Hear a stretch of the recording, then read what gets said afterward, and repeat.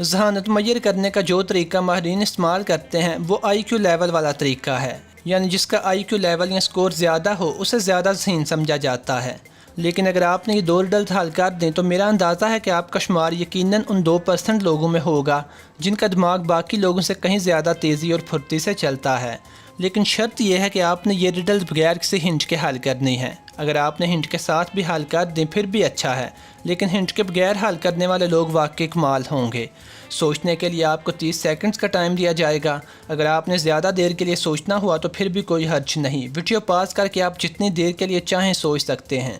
अगर इन 30 सेकंड्स में आप ना बूझ पाए तो मैं आपको एक हिंट दूंगा और सोचने के लिए मज़ीद 30 सेकंड्स भी। इससे पहले कि मैं आपको दुरुस्त आंसर बता दूं, आप अपना आंसर कमेंट सेक्शन में ज़रूर बताइएगा। अगर आप रिडल्स हल करने के शौकीन हैं तो चैनल को सब्सक्राइब कर लीजिए, क्योंकि मैं आइंदा भी आप लोगों से इस तरह के केसेस हल करवाता रहूँगा। आइए शुरू करते हैं। कहते हैं कि मिस्र में एक बादशाह हुकूमत करता था जिसका नाम बामीन था। बादशाह के 8 वज़ीर थे और हर वज़ीर में कोई ना कोई खूबी थी जिसकी वजह से बादशाह ने उन्हें रखा हुआ था। इनमें से एक वज़ीर जिसका नाम बहराम था इंतहाई ज़हीन, काबिल और मज़ाहिया था, जिसकी वजह से बादशाह उसे बहुत पसंद करता था। अगर सारे वज़ीर बादशाह के पास बैठे होते तो बादशाह की ज़्यादा तवज्जो बहराम पे होती थी। बादशाह उनमें से बहराम की बातें सबसे ज़्यादा मानता था और पसंद करता था। दूसरे 7 वज़ीर बहराम से हसद करते कि बादशाह की सारी तवज्जो उसी पे रहती है। इसी हसद की वजह से बाकी वज़ीरों ने बहराम को ठिकाने लगाने का फ़ैसला किया। उन्होंने आपस में मशवरे किए और एक प्लान तैयार किया।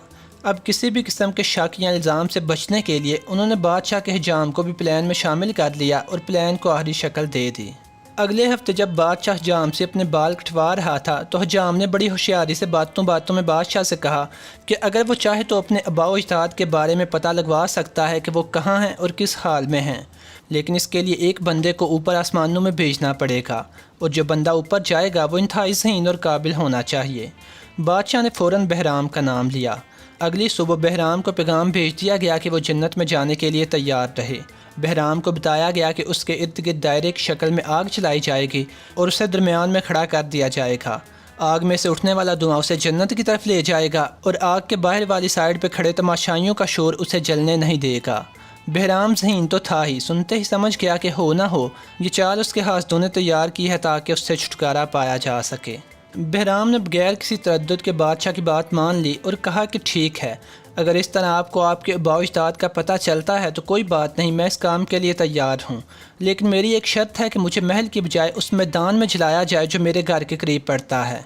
उसके बाद बहराम ने घर आके अपने मुलाजमों को हुक्म दिया कि वो उसके घर से लेकर उस मैदान तक एक सुरंग निकाल लें जहाँ पर उसे जलाया जाना था। बहराम ने सख्ती से उन्हें हिदायत की कि किसी को पता ना चले। मुकर्रर दिन तक मुलाजमों ने सुरंग खोद दी और सुरंग के मुंह पे घास और मट्टी भी डाल दी ताकि एन टाइम पे जब आग चलाई जाए तो बहराम आसानी से सुरंग में दाखिल होकर अपने घर पहुंच जाए। प्लान के मुताबिक मुकर्रर वक्त पर आग चलाई गई ताकि बहराम बादशाह के आबाओ अजदाद के पास पहुंच जाए, लेकिन असल में बहराम अपने घर पहुँच गया। 1 महीना बहराम अपने घर में बंद रहा। 1 महीने बाद वो अपने घर से बाहर निकला और बादशाह के पास जा पहुंचा। अब मसला ये था कि बहराम बादशाह को सारी हकीकत के बारे में बता नहीं सकता था। अगर वो बताता तो खुद मुश्किल में फंस जाता। बादशाह कहता कि बहराम ने उसके साथ फ्रॉड किया है। खैर, जब बहराम बादशाह के पास पहुंचा तो बादशाह बहराम को देख के बहुत खुश हुआ। बहराम ने ढीला सा लिबास पहना हुआ था और उसके सर और दाढ़ी के बाल बड़े बेहंगम अंदाज में बड़े हुए थे। बादशाह ने पूछा कि उसके आबाओ अजदाद की क्या खबर है। बहराम ने कहा कि उसके आबाओ अजदाद जन्नत में खुश हैं और मज़े कर रहे हैं, लेकिन वहाँ पे एक चीज़ की कमी है। अगर आप जन्नत में एक चीज़ भेज दें तो सब कुछ ठीक हो जाएगा। अब आपने बताना यह है कि बहराम ने बादशाह से किस चीज़ को ऊपर भेजने का कहा, और आपकी आसानी के लिए ये भी बता दूं कि ये वो चीज़ है जिसके जाने से बहराम को पता है कि सारा राज खुल जाएगा और उसे कुछ कहना भी नहीं पड़ेगा। तो आप बताइए कि बहराम ने क्या चीज़ ऊपर भेजने का कहा। सोचने के लिए आपके पास 30 सेकंड्स का टाइम है। अगर आपने मज़ीद सोचना हुआ तो वीडियो पॉज करके सोच लीजिएगा। अगर आप ना बूझ पाए तो फिर मैं आपको एक हिंट दूंगा और मज़ीद 30 सेकंड्स भी। टाइम स्टार्ट करते हैं।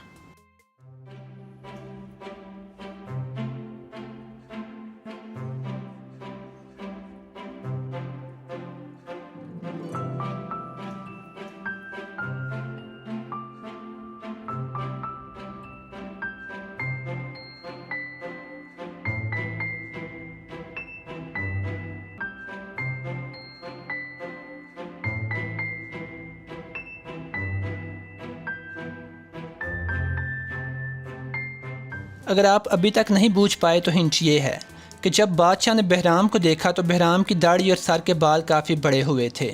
اس جملے پر غور کریں تو آپ کو جواب مل جائے گا۔ ٹائم دوبارہ سٹارٹ کرتے ہیں۔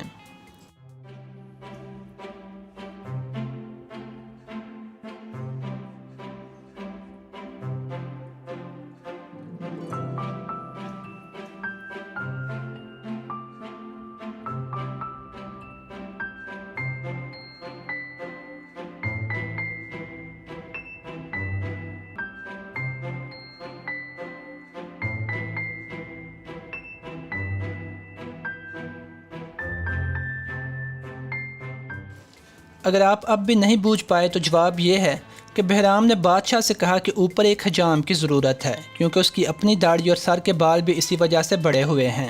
لہٰذا بادشاہ نے حجام کو بلایا تاکہ اسے بھی اوپر بھیجا جا سکے، تاکہ بادشاہ کے آباء و اجداد کوئی نئے سٹائل کا ہیئر کٹ بنوا لیں۔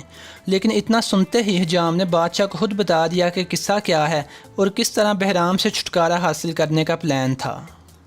آئیے اب دوسری پہیلی حل کرتے ہیں۔ ایک آدمی جس کا نام مائیکل ہے اور وہ ڈیٹیکٹیو بھی ہے، اپنے ایک دوست کے ساتھ کمرے میں بیٹھا چائے پی رہا ہے۔ سردیوں کا موسم ہے اور باہر برف باری بھی ہو رہی ہے۔ برف باری کافی زیادہ ہے۔ مائیکل چائے پیتے پیتے کھڑکی کے پاس آ کے کھڑا ہوتا ہے تاکہ باہر کے منظر سے لطف اندوز ہو سکے، لیکن برف باری اتنی زیادہ ہے کہ مشکل سے 10 فٹ تک ہی نظر جاتی ہوگی۔ لہٰذا مائیکل دوبارہ آ کے اپنے دوست کے پاس کرسی پہ بیٹھ جاتا ہے اور دونوں باتیں کرنے لگتے ہیں۔ ابھی تھوڑی دیر ہی گزرتی ہے کہ دونوں کو ایک عورت کے چلانے کی آواز سنائی دیتی ہے۔ دونوں الرٹ ہو جاتے ہیں۔ مائیکل کھڑکی سے باہر دیکھتا ہے کہ پتہ چل سکے کہ قصہ کیا ہے اور آواز کس مکان سے آئی ہے، لیکن برف باری کی وجہ سے کچھ دیکھ نہیں پاتا۔ دونوں بڑے اٹینٹیو ہو کے کھڑے ہو جاتے ہیں کہ چیخ دوبارہ آئے گی تو اندازہ لگانے کی کوشش کریں گے، لیکن چیخ دوبارہ نہیں آتی۔ کچھ دیر دونوں کھڑے رہتے ہیں، پھر جا کے بیٹھ جاتے ہیں اور دوبارہ باتیں شروع کر دیتے ہیں۔ کچھ دیر بعد فون کی گھنٹی بجتی ہے۔ مائیکل فون اٹھاتا ہے۔ آگے سے ایک پولیس والا بولتا ہے اور مائیکل سے کہتا ہے کہ اس کے گھر کے قریب ہی ایک قتل کی واردات ہوئی ہے۔ پولیس والا اسے گھر کا ایگزیکٹ ایڈریس دیتا ہے اور کہتا ہے کہ وہ جلدی جائے اور جا کے ابتدائی کارروائی شروع کرے۔ مائیکل اور اس کا دوست موقع واردات پہ پہنچ جاتے ہیں، جو کہ ان کے گھر سے تھوڑے ہی فاصلے پر ہے۔ وہاں پہنچنے پہ انہیں ایک عورت کی لاش ملتی ہے۔ مائیکل دیکھتے ہی سمجھ جاتا ہے کہ عورت کو چاقو کے وار سے قتل کیا گیا ہے۔ موقع واردات پہ عورت کی ڈیڈ باڈی کے پاس اس کی ایک ملازمہ اور ایک ملازم بھی کھڑے ہیں۔ عورت کا ملازم جس کا نام کیون ہے وہ اس وقت ڈیوٹی پہ تھا، جبکہ اس کی ملازمہ اپنے گھر میں تھی۔ ملازمہ کا گھر قتل ہونے والی عورت کے گھر کے بالکل سامنے کوئی 20 گز کے فاصلے پہ تھا۔ ان دونوں کے گھروں کے درمیان میں سے ایک سڑک گزرتی تھی، لیکن دونوں کے گھر آمنے سامنے ہی تھے۔ جس کمرے میں عورت کا قتل ہوا وہ کمرہ بھی ملازمہ کے گھر کی کھڑکی سے دیکھا جا سکتا تھا۔ ڈیٹیکٹیو مائیکل نے پہلے ملازمہ سے پوچھا کہ کیا معاملہ ہے۔ ملازمہ نے کہا کہ وہ اپنے گھر میں کام کر رہی تھی کہ اچانک اس نے اپنی مالکن کے چلانے کی آواز سنی۔ جب اس نے کھڑکی میں سے دیکھا تو ملازم کیون مالکن پہ چاقو کے وار کر رہا تھا۔ وہ فوراً مالکن کی مدد کرنے آئی، لیکن کیون نے اس پہ بھی حملہ کر دیا اور اسے بھی زخمی کر دیا۔ ملازم سے چپ نہ رہا گیا۔ وہ فوراً بول اٹھا کہ ملازمہ جھوٹ کہہ رہی ہے۔ کیون نے مائیکل کو بتایا کہ وہ باغیچے میں کام کر رہا تھا کہ اچانک اس نے مالکن کی چیخ سنی۔ جب وہ کمرے میں آیا تو ملازمہ مالکن پہ چاقو سے حملہ آور تھی۔ میں نے ملازمہ سے چاقو چھینا، لیکن ملازمہ نے مجھ پہ بھی حملہ کر دیا۔ کیون نے کہا کہ مالکن کو پتہ چل گیا تھا کہ ملازمہ اس کے گھر سے مسلسل پیسے چوری کر رہی ہے اور یہ کہ مالکن پولیس کو اطلاع کرنے والی تھی، لیکن ملازمہ نے پہلے ہی مالکن کو قتل کر دیا۔ ڈیٹیکٹیو مائیکل کے دوست نے کہا کہ معاملہ بڑا الجھا ہوا ہے۔ دونوں یعنی ملازم اور ملازمہ کے فنگر پرنٹس بھی چاقو پہ مل جائیں گے، کیونکہ ایک نے چاقو دوسرے سے چھینا ہے، اس لیے فیصلہ کرنا بڑا مشکل ہے کہ کون سچا ہے۔ ڈیٹیکٹیو مائیکل نے تھوڑی دیر کے لیے سوچا اور پھر اپنے دوست سے کہا کہ وہ ملازمہ کو بازو سے پکڑ کے اپنے ساتھ لے چلے۔ یقیناً یہ جھوٹ کہہ رہی ہے اور یہ کہ مالکن کو قتل بھی اسی نے کیا ہے۔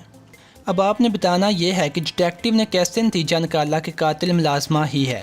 سوچنے کے لیے آپ کے پاس 30 سیکنڈز ہیں۔ اگر زیادہ دیر کے لیے سوچنا ہو تو ویڈیو پاز کر کے سوچ لیجئے گا۔ اگر آپ نے دونوں کی کہانی دوبارہ سننی ہو تو پھر بھی حرج نہیں، ویڈیو بیک کر کے سن لیجئے۔ آئیے اب ٹائم سٹارٹ کرتے ہیں۔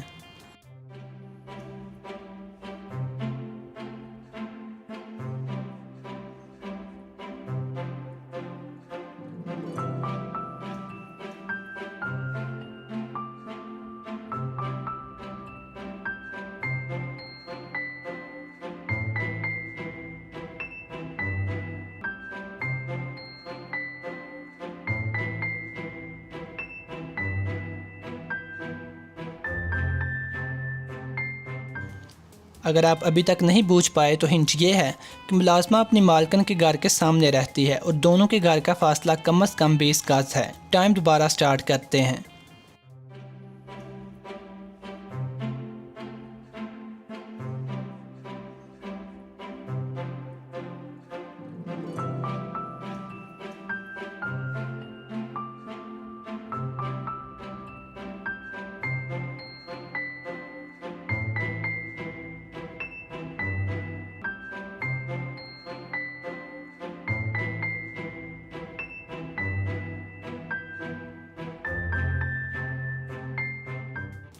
جواب یہ ہے کہ ڈیٹیکٹیو مائیکل کا گھر بھی مالکن کے گھر کے قریب ہی تھا اور چیخ اس نے بھی سنی تھی، لیکن جب اس نے کھڑکی سے باہر دیکھا تو برف باری کی شدت کی وجہ سے تقریباً 10 فٹ سے زیادہ آگے نہ دیکھ سکا، اور ملازمہ جس کا مالکن کے گھر سے فاصلہ 20 گز یعنی 60 فٹ ہے، اس نے اتنی شدید برف باری میں اتنی دور سے کیسے دیکھ لیا؟ لہٰذا مائیکل کو پتہ چل گیا کہ ملازمہ نے جھوٹ بولا ہے۔ تو آپ کتنی ریڈلز حل کر پائے؟ ہنٹ کے بغیر کی یا ہنٹ کے ساتھ؟ کمنٹ سیکشن میں بتائیے گا، اور اگر آپ مزید کیسز حل کرنے کے شوقین ہیں تو چینل کو سبسکرائب کر لیجئے۔ خدا حافظ۔